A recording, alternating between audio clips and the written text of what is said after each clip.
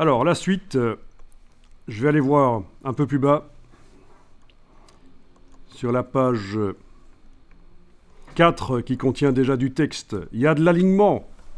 Il y a de l'alignement. Alors, dans la palette des calques, menu fenêtre calque, je vais afficher un calque qui ne doit pas être affiché quand on exporte le PDF final, parce que c'est un calque qui contient des guides. Je l'affiche ici, guide texte. Et ce que vous voyez, c'est 12 colonnes, un peu couleur rose, corset de grand-mère. Et si je me mets en affichage normal, vous allez voir que les blocs sont alignés là-dessus.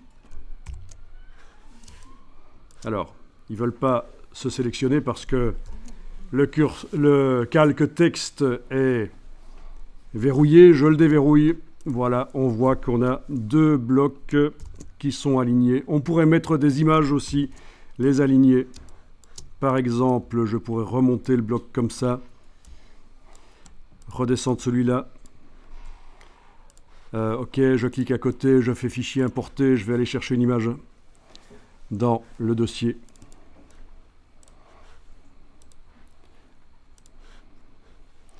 Ok, une image. Ah, celle-là, je n'ai jamais utilisée. Voilà. Une image. Je fais cliquer, glisser, donc j'enfonce la souris, je la garde enfoncée, je bouge. Ça, c'est la première fois qu'on voit ça. Jusqu'à présent, on a sélectionné des blocs, on a importé dans le bloc une image. Donc, je pense que c'est la première fois. Vous n'avez jamais fait ça, en fait. Importer une image sans qu'un bloc soit activé. On trace et on détermine la dimension. Et alors là, je vais aller placer l'image. Voilà. Redescendre ceci peut-être. Voilà.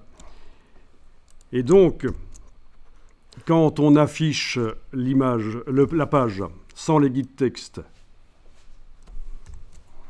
en affichage normal, en n'ayant rien sélectionné, vous avez une impression d'alignement.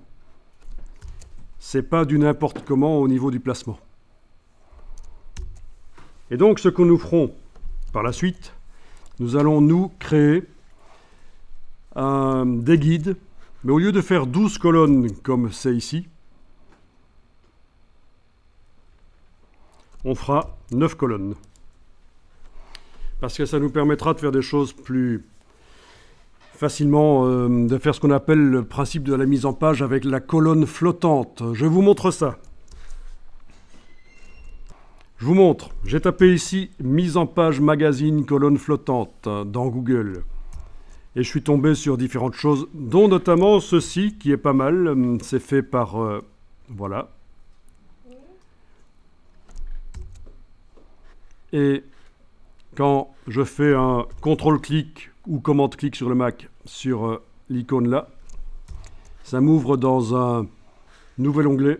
Et ça a l'air d'être un site qui est intéressant. Je viens de le découvrir en fait en faisant la petite recherche il y a quelques minutes. Et je me dis, au niveau de la création de magazine, le gars a l'air de savoir de quoi il parle. Et alors, c'est basé sur 9 colonnes. Si vous regardez comment il a placé le texte sur la page, la première colonne de texte ici utilise 3 colonnes guides. On ne les voit pas, les colonnes guides, mais elles sont là derrière. La deuxième colonne de texte utilise 3 colonnes guides aussi. Bien sûr, l'image là du dessus utilise la largeur des 9 colonnes. Et ce qui est intéressant, c'est que les images qu'il a placées ici, ainsi que le petit texte de légende qui explique ce que sont les images, elles n'utilisent pas 3 colonnes. Elles en utilisent 2. Et ça, le vide qu'on a ici, c'est ce qu'on appelle la colonne flottante. C'est une colonne qui contient du vide ou quasiment rien, en fait. Mais là, elle ne contient rien, mais parfois, elle contient quelques petites infos, des légendes, éventuellement.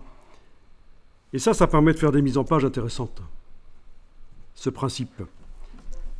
L'autre page ici, 3 colonnes guides ici, 3 colonnes guides là. Ici, c'est du vide. L'image ici utilise 6 colonnes. Vous imaginez qu'on a séparé en 9 et pas en 12.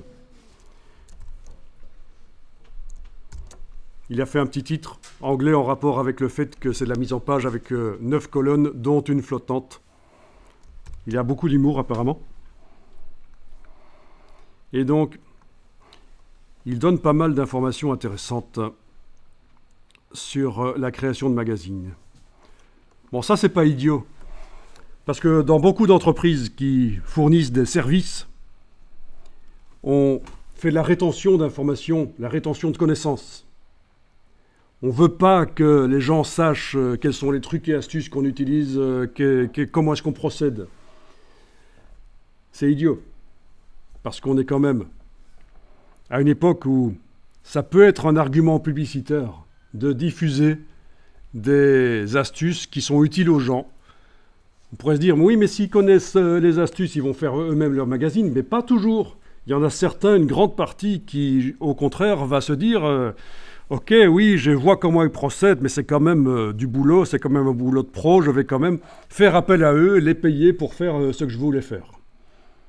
Donc ils ont attiré un client qui était intéressé pour savoir comment on faisait un magazine, ils l'expliquent, ils montrent qu'ils savent de quoi ils parlent, et malgré tout, voilà, il y a un formulaire de contact pour... donc ça paraît bizarre. Hein. Je ne sais pas si vous avez déjà rencontré des entreprises comme ça où ils ne veulent pas diffuser l'information, il ne faut pas qu'on sache comment on fait. C'est la mauvaise méthode. Il faut au contraire montrer ce qu'on fait, voire même expliquer comment on le fait. Il y a plein de gens qui font ça. En sérigraphie, vous avez ça aussi. Hein. Puisque vous faites de la sérigraphie, vous avez ça. Des gens qui expliquent la sérigraphie, que ce soit sur des pages web comme ici ou sur des vidéos YouTube, il y en a qui expliquent. C'est pas idiot, on pourrait se dire, oui, mais qu'est-ce que... Ils perdent leur temps, ils sont idiots, quoi. Ils diffusent leurs astuces, ils perdent leur temps à faire un site web avec des tutos, mais ils sont idiots, ces gars-là, ou quoi? Ben, pas du tout. Pas du tout, c'est une forme de publicité, de diffuser des infos, des tutos sur son métier. Et donc, voilà. Il va falloir, par la suite, à la place de ces guides textes que je vais d'ailleurs ici renommer 12 colonnes, il va falloir faire un autre calque avec des guides textes 9 colonnes et on ira placer des éléments. Vous allez commencer votre première mise en page. Il faudra bien sûr que vous voyez aussi comment on fait pour modifier la numérotation. Parce que si vous essayez de la sélectionner, contrairement au texte, elle ne se sélectionne pas, parce qu'elle est dans ce qu'on appelle un gabarit, qui est un style de page. Si vous allez dans le menu fenêtre page, sur le dessus, vous allez voir, ce sont des modèles de pages qu'on a créés. La personne qui fait la mise en page crée des modèles de pages, et la numérotation est là-dedans, dans le modèle de page qu'il a appelé num gabarit. Pas mal ça. Style d'objet, on a vu. Style de paragraphe, on a vu. Style de page, ce qu'on appelle un gabarit. Voilà. Il nous restera aussi à voir le style de caractère, puisqu'on en a parlé. Et vous serez paré, parce que oui, ça peut être intéressant d'amener un peu de variété, de mettre des choses en gras, en italique, pour différentes raisons, dans le texte. Voilà, je vais enregistrer le document. Et la suite redémarrera au départ de ce document. Donc.